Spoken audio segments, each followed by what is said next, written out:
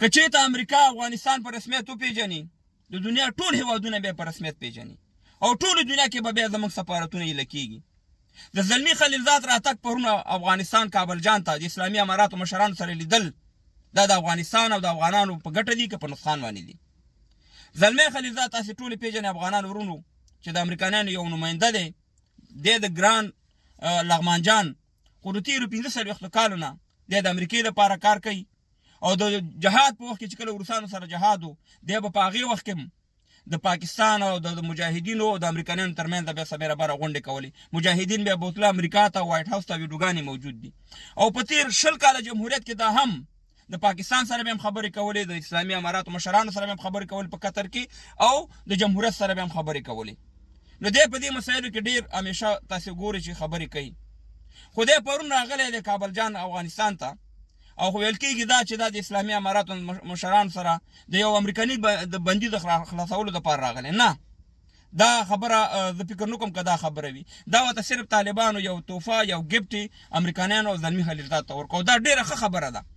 زه په دې باندې همیشه دا خبره ما کړې ده، اسلامي اماراتو مشرانو ته مې دا ویلې، ویډیوګانو کې مې دا ویلې چې زموږ مسله چې ده زموږ مسله د نورو هېوادونو سره نه ده، زموږ مسله د امریکایانو سره ده. که کله موږ د امریکایانو سره خپله مسله حل کړه وروره روس به هم راځي افغانستان به په رسمیت پېژني، چین به یې پېژني. ځکه دا د دنیا 15 زورواکي دي. تاسو ته ما مخکې ویلي دي چې امریکا یې نمبر 1 زورواکی دی، بیا روس دی، بیا چین دی، بیا برطانیه ده، بیا فرانسه دا پرمننټ ممبران دي.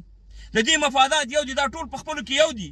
تاسې وګورئ چې اسلامي امارات په رسمیت باندې دغه نه پېژني روس، مګر کله چې امریکا وپېژني تاسې به وګورئ چې همدغه وروس به وي اسلامي امارات د افغانستان اوسنی حکومت په رسمیت وپېژني. نو په دغې باندې زلمی خلیلزاد پرون راغلی کابل جان ته، مشرانو سره یې کتلي دي. ډېره ښه خبره ده.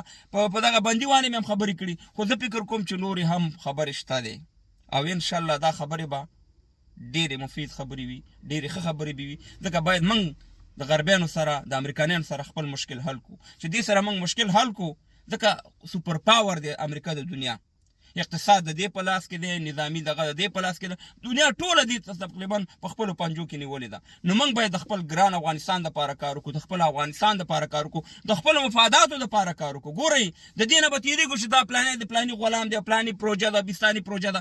وروره پروژې نه تېرېږي. تېرې 15 کاله کې موږ دا ټولې پروژې لیدلې دي.